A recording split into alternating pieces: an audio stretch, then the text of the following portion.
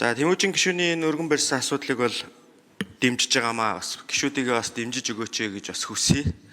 Хуулийн нэлээд тийм нюанстай асуудал энэ дээр бий болчиход байгаа юм. Улсын их хурлын гаргасан шийдвэр эрх зүйн актыг үндсэн үйлч зөрчиж гинүү эсэх талаар нь цэцхэн шийдвэрлэдэг болохоор шүүхийн харьяал тогтоох нь өөрөө эрх зүйн маш том гажуудлал үүсгэж байгаа. Тэгээд цэц нь өөрөө хуулинд нь тусгаад өгсөн болохоор тэрийг аргагүй эрхэнд бариад ингээд шүүхийн харьяал тогтоогоо захиргааны иргэн шүүх рүү ингээд асуудлыг шилжүүлээ явуулчихдээ. Одоо өнөөдөр ингээд үүсэж байгаа нөхцөлөдөө сая Тэмүүжин гишүүн тайлбарлалаа. За энэ дээр гол нь одоо ингээд цэц энэхүү гишүүний хэлснээр ингээд хэрэг үүсгээд за үндсэн хууль зөрчлөө гэд гарч ирсэн тохиолдолд их хурл буцааж авч хилцээд тэр хуулийн заалтанд хүчингүй болох юм одоо нэг тийм өөрчлөлт орох байх. За гэтэл өнгөрсөн хугацаанд яг энийгээ дагаад өнгөрсөн хугацаанд гарсан энэ шийдвэр ялангуяа тэр цэцгийн гаргасан шийдвэр цэцгийн шийдвэрийг үндэслээд захиргааны иргэн шүүхтээр үүссэн маргаан эдгээр бүгд дагаад одоо бас хүчингүй болох юм одоо боломж байгаа юу гэдгийг би Тэмүүжин гишүүнээс асууж байна. Нэг талаараа энийг бас протокол тусгах нь зөв. Гэтэл бид энэ хуулиа өөрчилчихэд тэгээд буцаагаад бид өнгөрсөн юмыг бол бид энэ хууль буцааж өөрчлөхгүй гэдэг юм уу ийм тайлбарыгээд тэргүүрээ явуучих гэдэг ийм асуудал байгаа. Ер нь цаашдаа бол энэ их хурл бол яг энэ хуулийн гажуудлыг бид нар өөрсдөө ч гэсэн бас давхар хараад өнөөдрийн энэ жишгээр энэ үндсэн хуулийн цэцэд хандаж засуулах энэ хуулинд одоо холбогдох нэмэлт өөрчлөлтийг хийх юм зүйлүүд нэлээдгүй гарах байх гэж харж байгаа их зөв жишг тогтож байгаа гэж харж байгаа. Тэгээ тэр аудитын дарга байсан нөхөрл юм бэлээ л дээ хөрлөатар гэдэг зангууны үлгэр шиг юм тэгэл захиргааны иргэн шүүх, иргэний иргэн шүүх, үндсэн хуулийн цэцэд хэд удаа хандсан юм бэ? Тэр нэг юм залтсан бурхан шиг тэгээд нэг ажил албан тушаал дээр очиод хариуцлагатай ажиллаж чадахгүй байж байгаад ажлаа чөлөөлөгдөн. Эсвэл өөрөө хүсэлтээрээ сонгуульд нэр дэвшнэгээд ажлаасаа чөлөөлөгдчихнэ. Тэгээд дэвшиж чадахгүй болохоор буцаад ингээд их хурл руу дайраад үндсэн хуулийн байгууллага руу дайраад ингээд ийм нөхцөлөл үүсгээд дээдэг нь өөрөө энэ ч бас маш өндөр ёс суртахуунгүй асуудал байхгүй.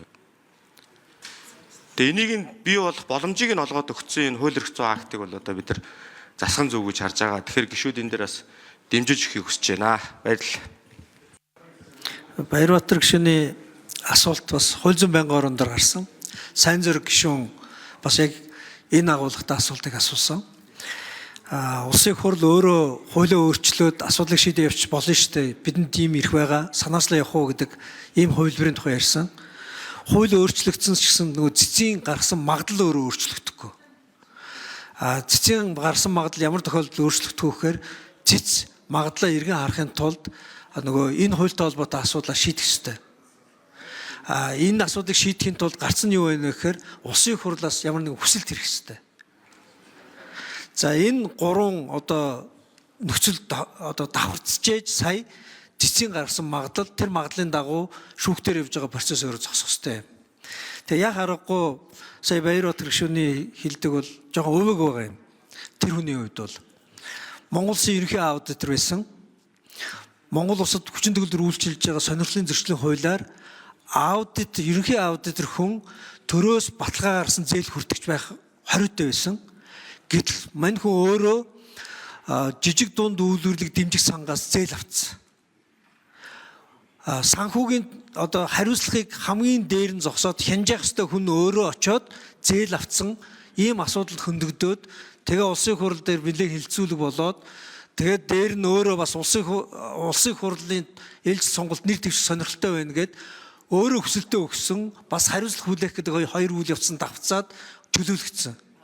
Гэхдээ одоо өөрөө бүх шатны шүүхээр гүйж одоо буцаж аудитор намайг улсын хурл томилох ёстой гэдэг ийм шаардлагатай байж яваад байгаа. За энэ асуудал нь зөвхөн бас зарим талаараа өвөөгөө гэж хэлж болно. Цэцтэр очсон юм байлээ. Үндсэн хуулийн зэс маш үндэслэлтэй хариу өгсөн юм байлээ. Энэ бол шүүхийн асуудал биш байна гэж. Тэгээд дараа нь дахиад шүүх рүү ийш тийшээ шидэгж яваад хоёр дахь удаа цэцтэр очихдоо одоо цэцэд байхгүй бүр ирэхэд чөлөөлөгдөө гарцсан байгаа хоёр хүн алхацгаа гараа авчихсан байлээ. Тэгээд үл ойлгохдох юм байдал үүссэн. За энэ байдлыг засах арга зам бол байна.